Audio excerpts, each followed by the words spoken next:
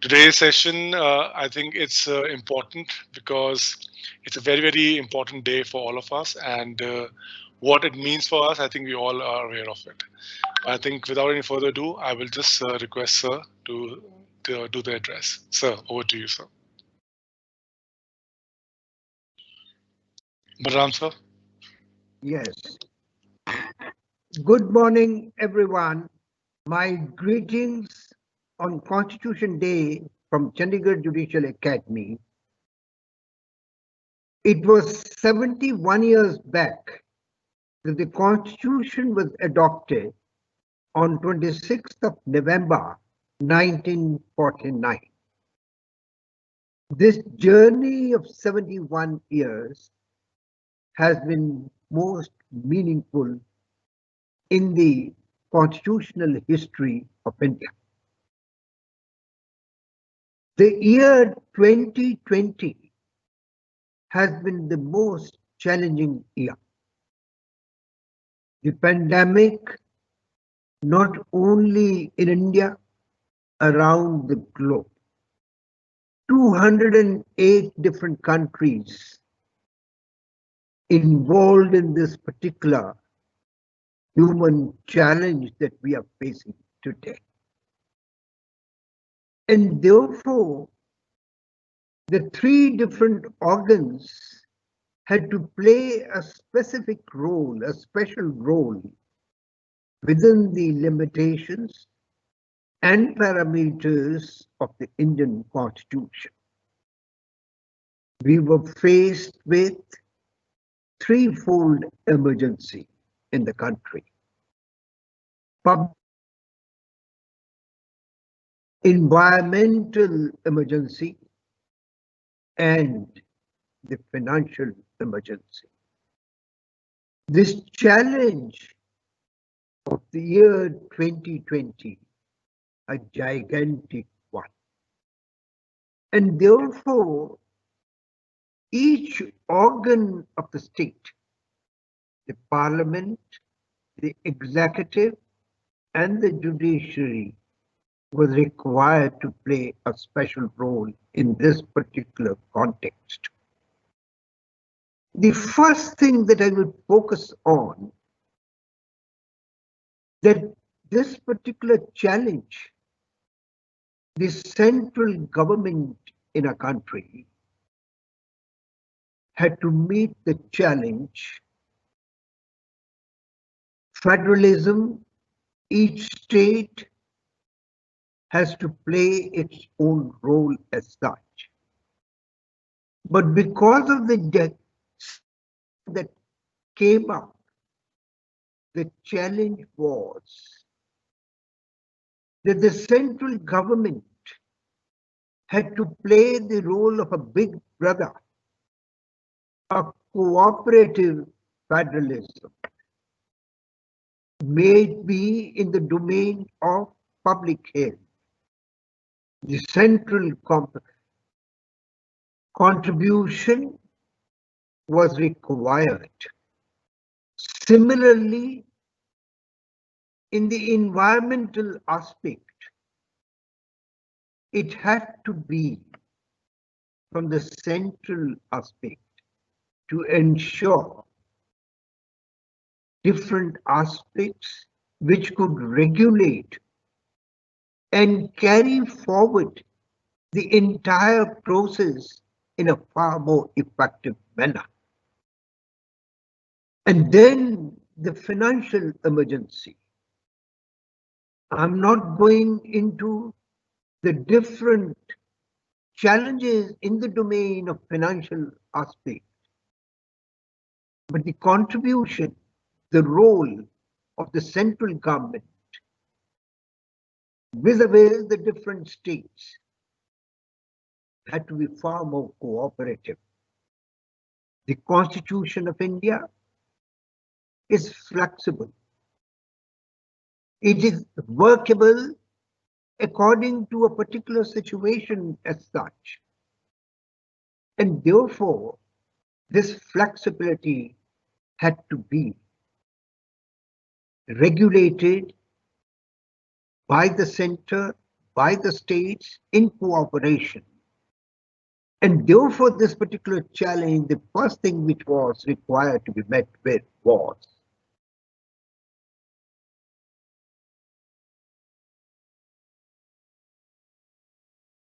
to strengthen the constitution as such.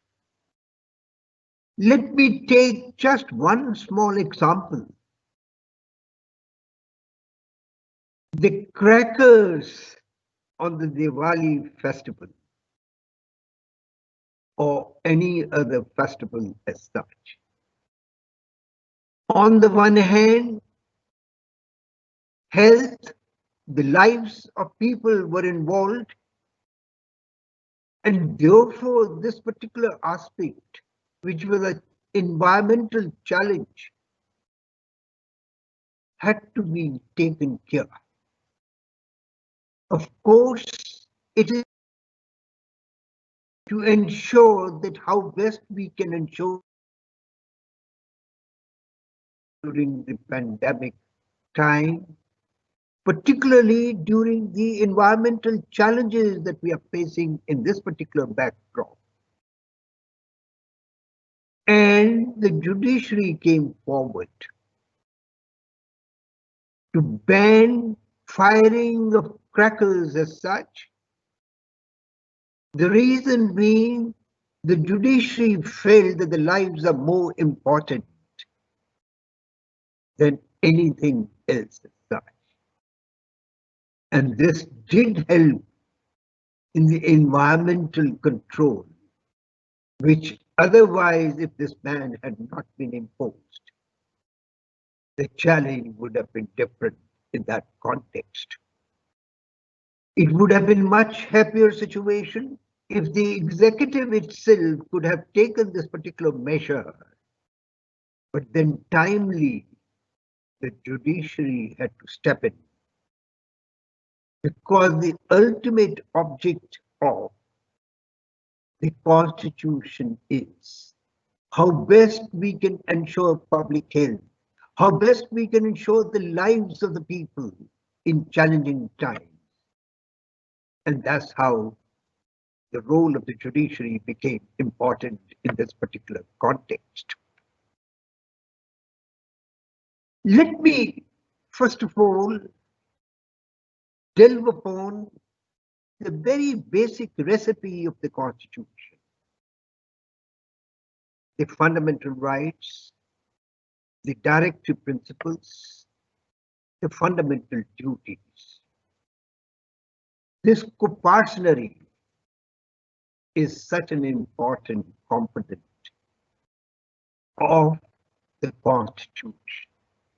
And this co-parcenary involves the three organs of the state, the citizenry of the country. One role. So that within the barometer of the Constitution, the parameters of the Constitution, that the state could function effectively. The rights of the people are important. And the government has to act within the discipline of the fundamental rights ensured under the Constitution. Rights are individual oriented. The state has to look after the welfare of the people. The directive principles are fundamental in the governance of the country. And therefore, in that particular state had to play a very effective role as to how the directive principles, which are the principles for good governance of the state, how to mingle the directive principles with the fundamental rights so that the good governance could be ensured. Gradually, this could be ensured in that particular context. And initially it was felt even the judiciary played a role, that fundamental rights are fundamental. The directive principles are subservient to the right. But gradually felt that those directive principles had to be harmonized within the Constitution. This harmonization within the Constitution, within the fundamental rights, was so very significant. And this harmony of the principles with the rights could usher in a much effective, more effective system of governance in the country. Particularly, fundamental duties had not been incorporated in the Constitution to begin with, and therefore in that context, it was felt that in this particular background, particularly after the internal emergency in the year 1975, through the medium of 42nd Amendment of the Constitution, fundamental duties were incorporated in the Constitution.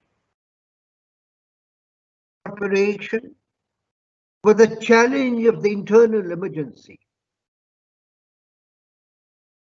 Even now there is emergency of three different kinds as such.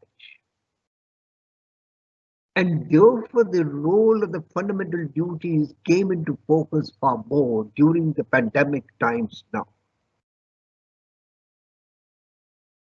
Yes, the fundamental duties as such are not enforceable. But the courts have relied upon the duties of the citizens of the country. The challenge could not be met unless the citizens are aware and work within the parameters of the duties incorporated in the Constitution. The biggest challenge during the pandemic time was relating to dignity of individuals as such. Deaths were taking place. Cremation was not becoming possible because of such a situation. The mortuaries in the hospitals were full of dead bodies. What a challenge. And therefore, every aspect, every component of the state had to come forward as to how best that they could ensure. Moreover, the feeling of fraternity as required under the fundamental duties had to play a far more effective role. Not only that, renounced practices derogatory to the dignity of women. And during the lockdown time, these all months have been challenging from that particular aspect.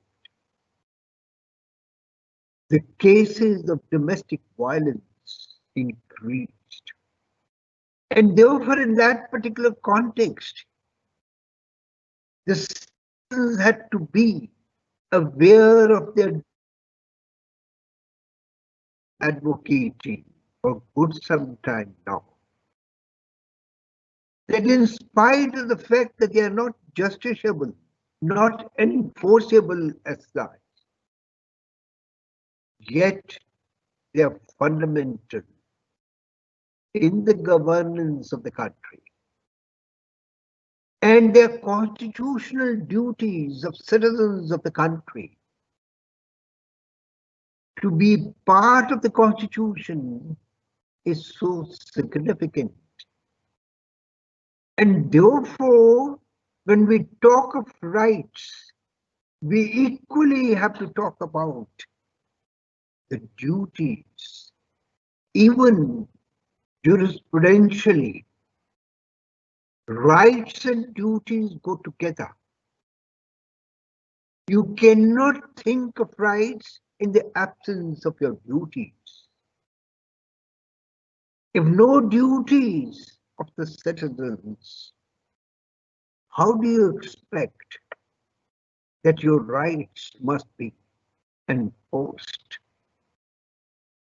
It's the blending of the two which is important, which must be carried forward effectively. And therefore, I would urge that the state co-partnery must ensure that the duties should operate as limitations on fundamental rights of the people. Not absolute. The duties are limitations on the rights of the people.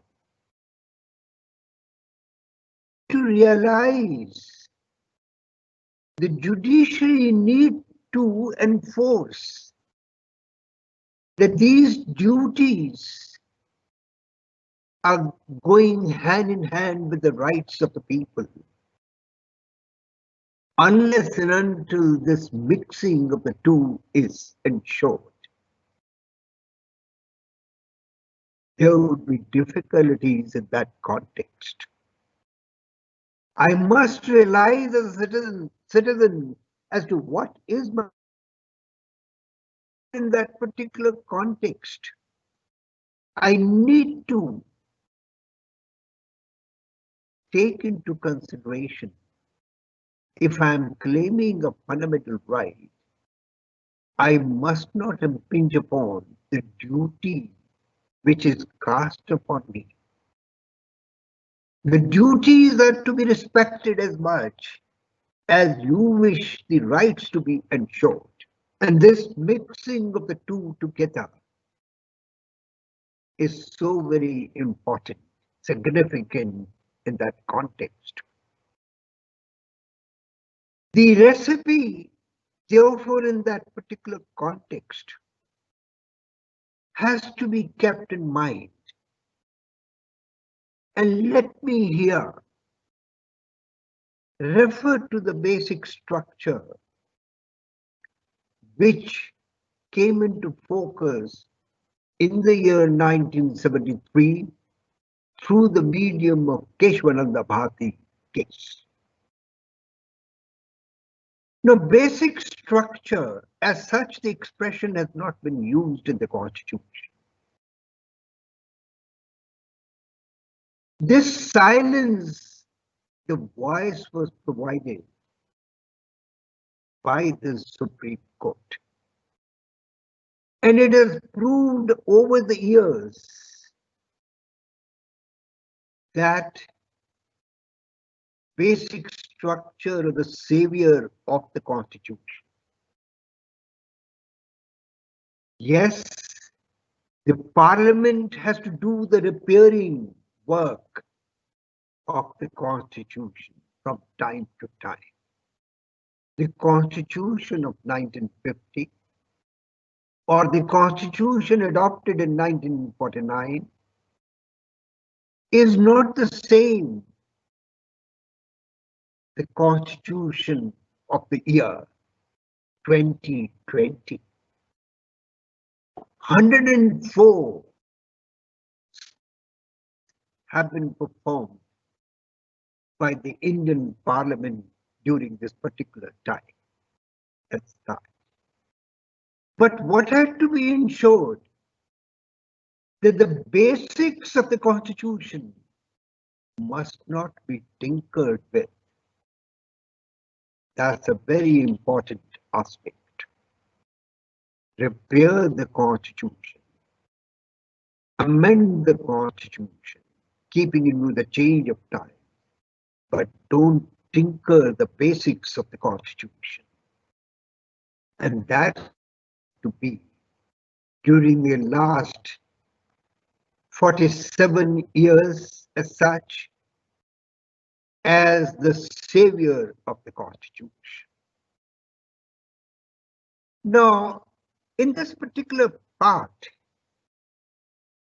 Article 32,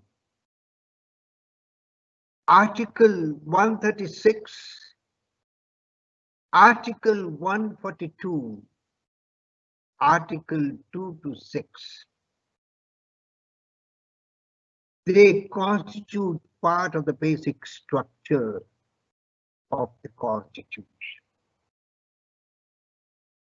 Article 32 is significant. To the fundamental rights, you can directly come to the Supreme Court. Recently, there has been some tension regarding the availability, the enforceability of the rights through the medium of Article 32.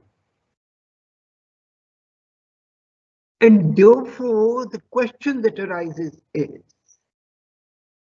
that should always, for the enforcement of fundamental rights, approach the Supreme Court under Article 32?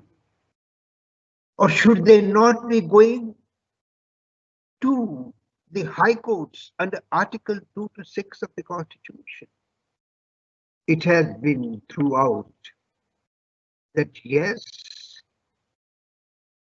go to the High Court, and if you're not satisfied, on appeal come to the Supreme Court, rather than invoking the original jurisdiction of the Supreme Court under Article 32 of the Constitution.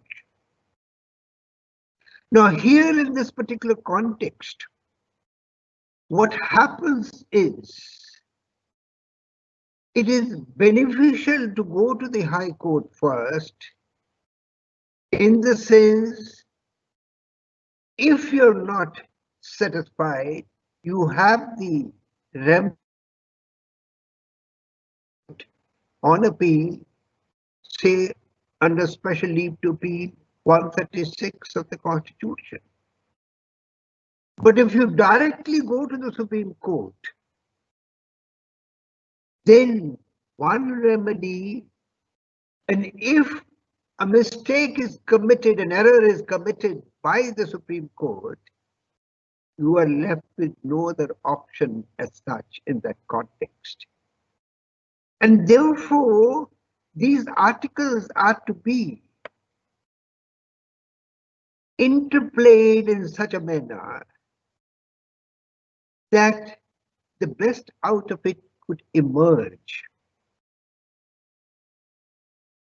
For instance, the public interest litigation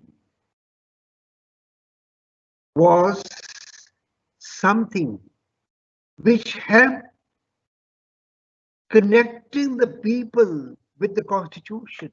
That was the basic requirement. When the Constitution was adopted, the preamble begins by saying, "We the people of India." And it is we the people of India who get connected through the medium of the public interest litigation process as such, when any development takes place. The use of it and the abuse of it, they go together in that particular context. And therefore, in this particular background,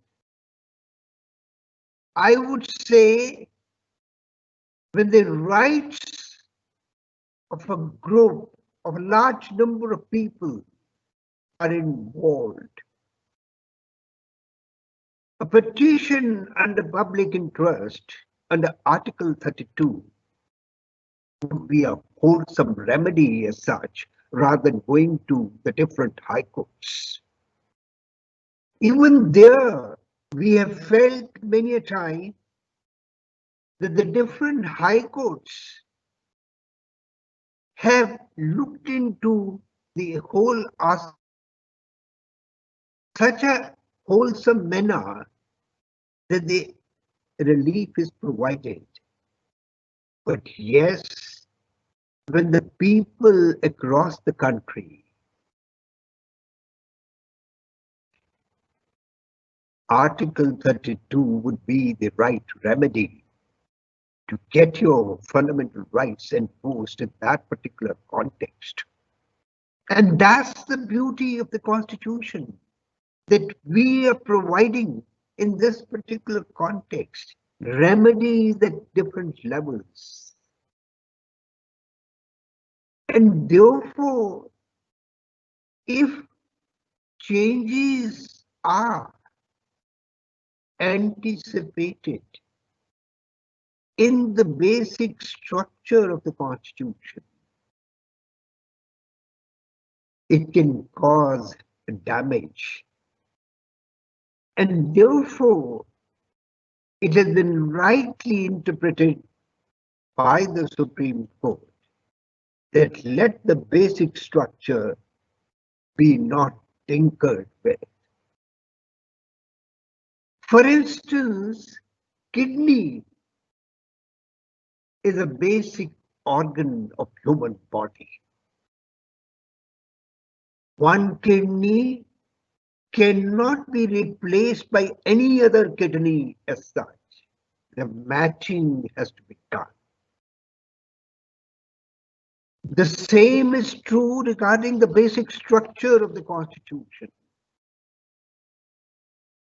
And that basic structure has to be handled carefully, effectively. Say that it is the savior of the Constitution, and I look around, particularly in the neighboring countries, it took more time to frame their constitution than the survival of that constitution. It didn't survive for those many years. Sir Ivor Jennings took 7 years to frame the Sri Lankan constitution. It did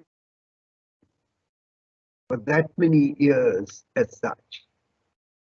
And therefore, it is something which needs to be kept in mind, that how the basic structure has helped us in moving forward and still being governed by the Constitution. Another aspect which on this particular occasion I would like to share, the constitutional morality.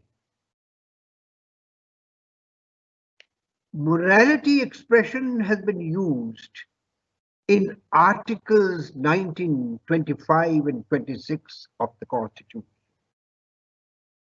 Morality in the general sense. I'm talking of the constitutional morality.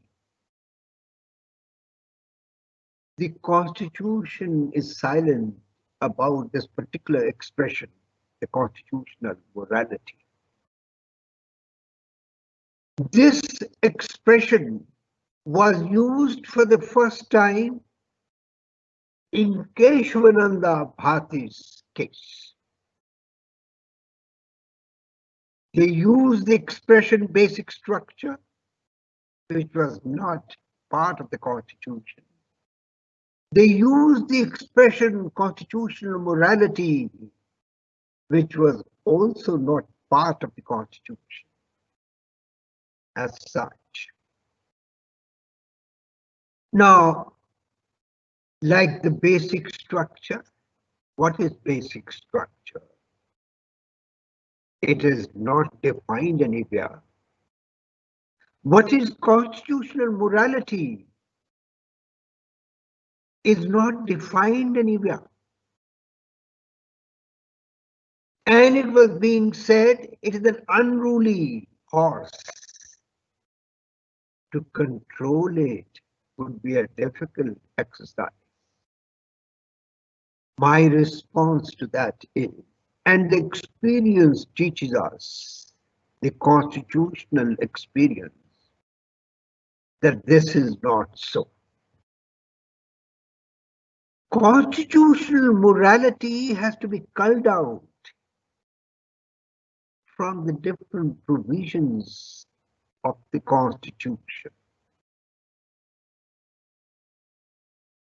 as to how, take for instance, Article 14 of the Constitution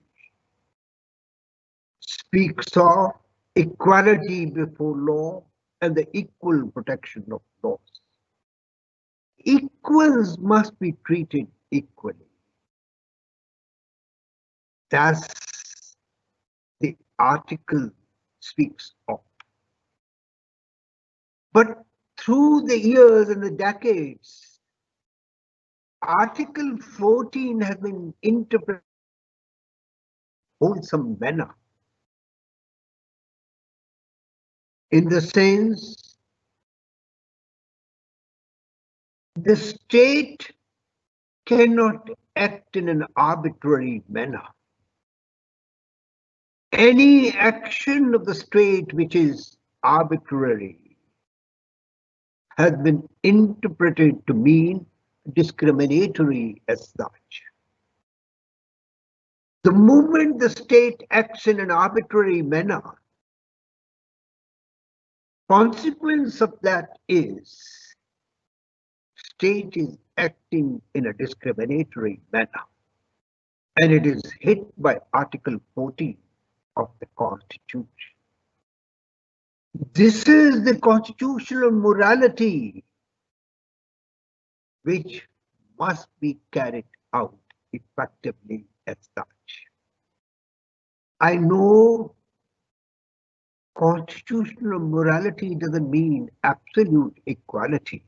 It's not practically possible.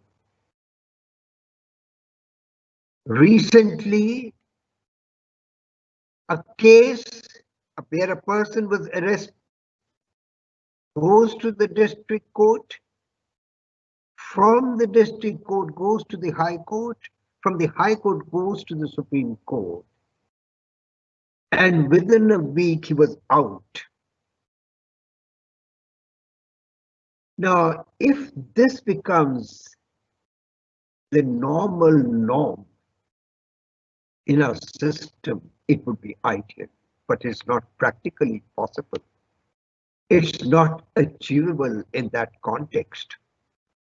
And therefore, what I'm urging is that constitutional morality requires that kind of treatment should not be in a discriminatory manner, in the sense that morality, constitutional morality requires that justice without delay should become a possibility. Yes, sometimes more time, sometimes less time, but the gap should not be that wide. We have to ensure within the constitutional parameters that this morality is actually effected as such. That's the real challenge. A system has to work out in that particular context. Similarly, take Article 21 of the Constitution. Article 21 has been so meaningfully interpreted. It provides for the right to life, the right to life, to live it with dignity. It provides even the right to die with dignity. It provides for a living will, for that matter. Now, this is what actually is the constitutional morality emanating from Article 21 of the Constitution. If this could percolate effectively, meaningfully, in different ways, in different aspects, it can go a long way. Article 20 guarantees the right to freedom of religion, faith, worship. The case constitutional bench dealt with Sabrimala Mala case as such, that was a big challenge. The constitution, by 4-1 majority,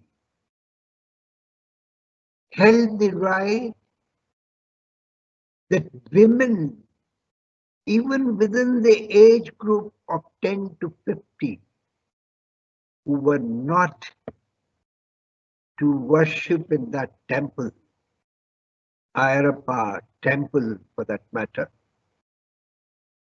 has been interpreted more meaningfully,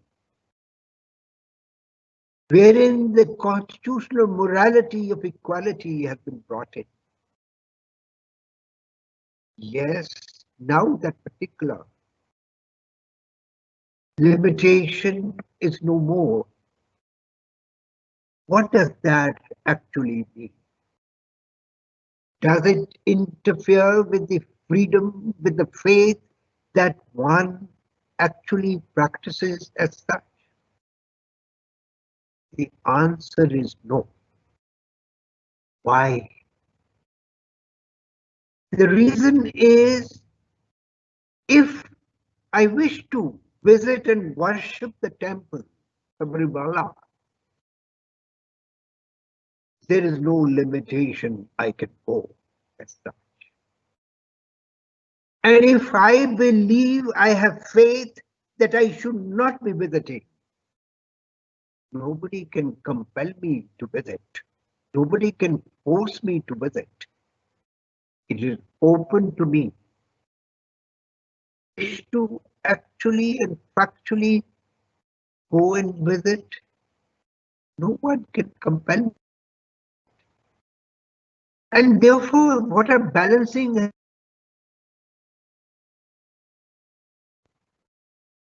in the context manner, in the context, those who wish to visit, yes, they have the freedom to do that. For them, freedom is that, yes, I don't believe in that limitation, that restriction as such.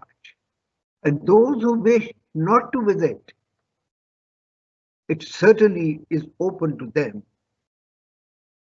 to visit, not to visit. Nobody can compel them. And therefore,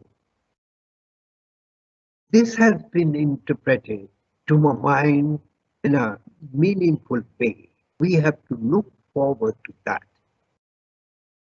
Another aspect that I wish to touch upon this morning is relating to Article 142 of the Constitution, complete justice.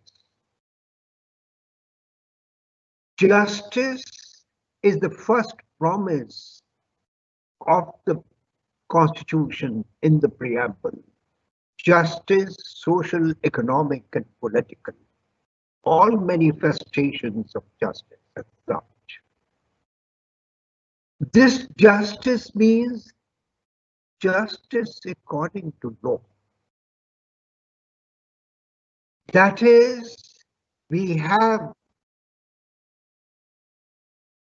situations in the domain of social, economic, and political as such. Apply the law to justice. The executive to act in accordance with law. The judiciary to ensure the rule of law to prevail. That wherever there is a violation of law, the judiciary would step in and give the relief. But then a question arises. Is justice according to law is the best kind of justice? Is there a gap and a space between justice and law as such? Many situations do arise in actual practice, which may not be strictly covered within the parameters of the law.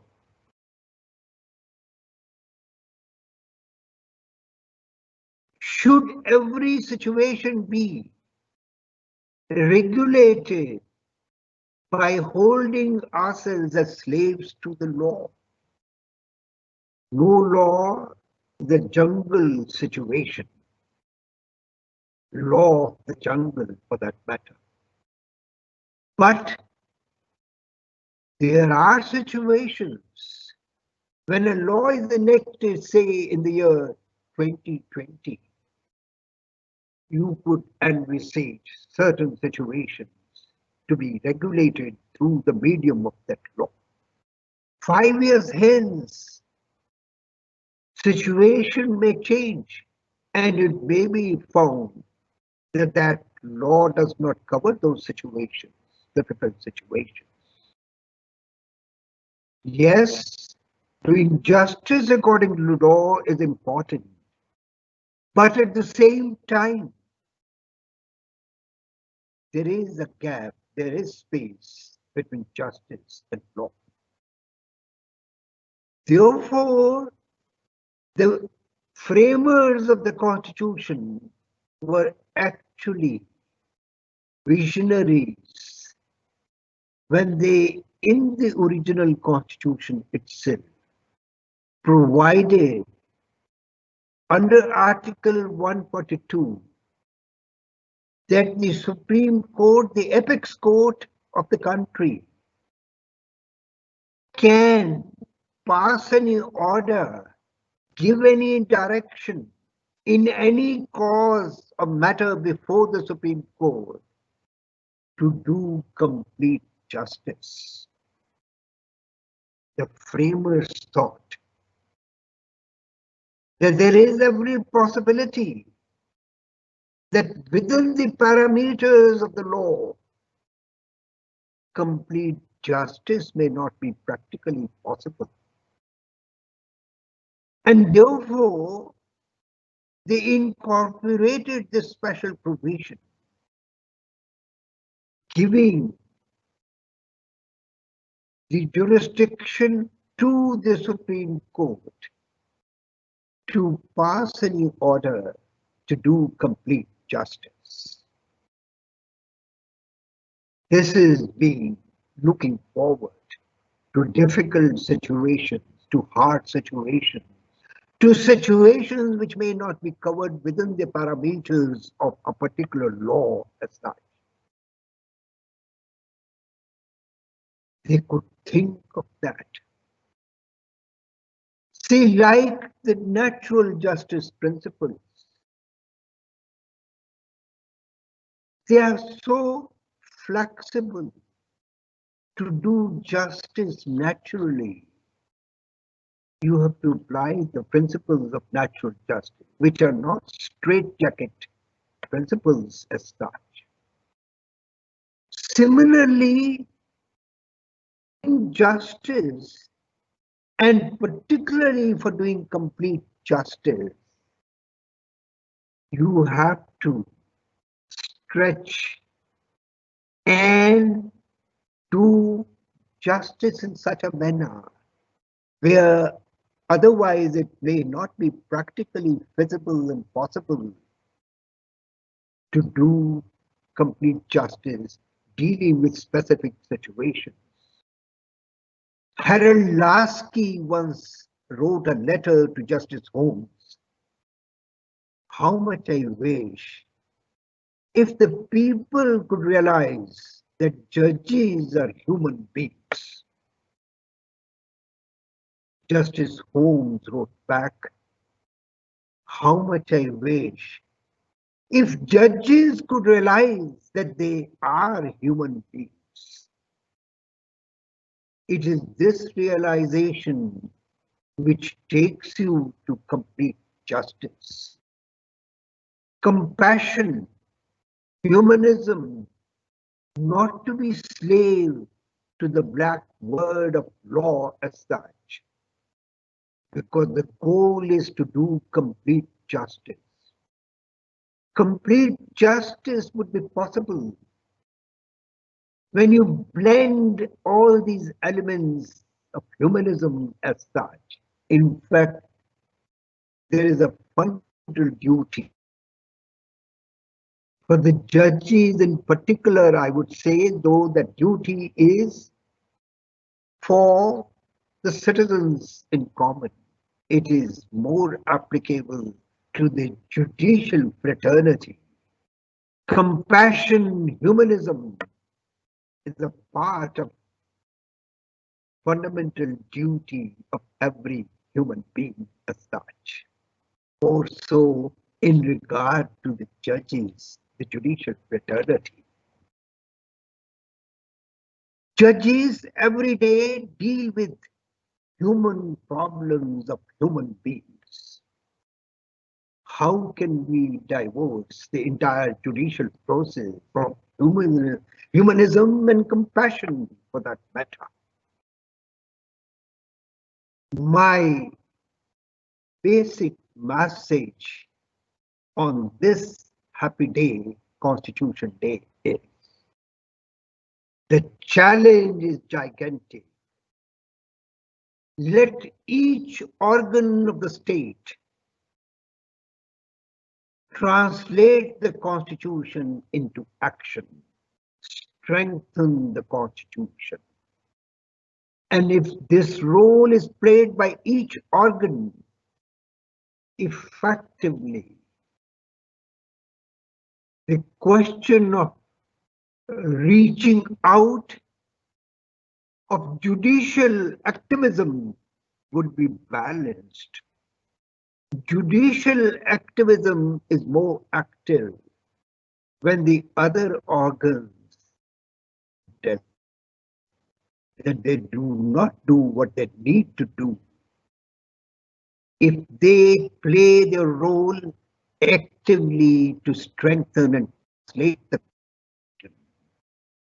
the balancing would take place so far as judicial activism is concerned.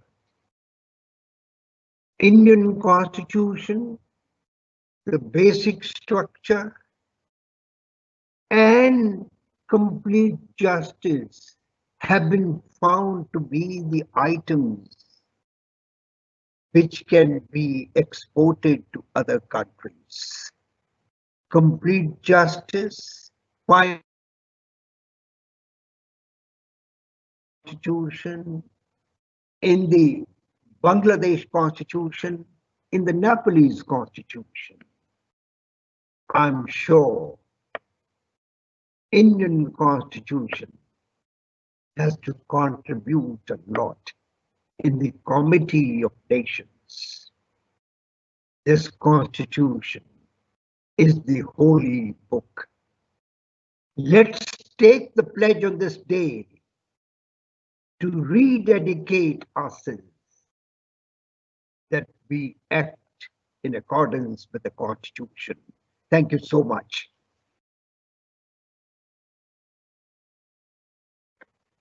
So thank you so much for this, I think, very important address on a very important day.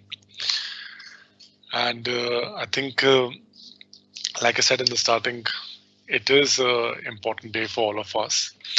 And what better could have been to listening to you and listening about the thoughts about each and every small minutes of Constitution of India. Thank you so much, sir.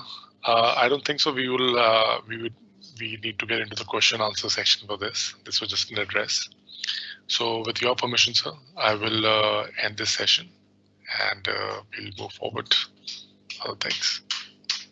So, shall we? So I would like to thank everyone, Judicial Academy, for taking our time, and especially Dr. Balram sir for taking our time and giving this very important address on a very important day. And like any other webinars, this video will also be available on the Chandigarh Judicial website, so we can refer it and look at it again.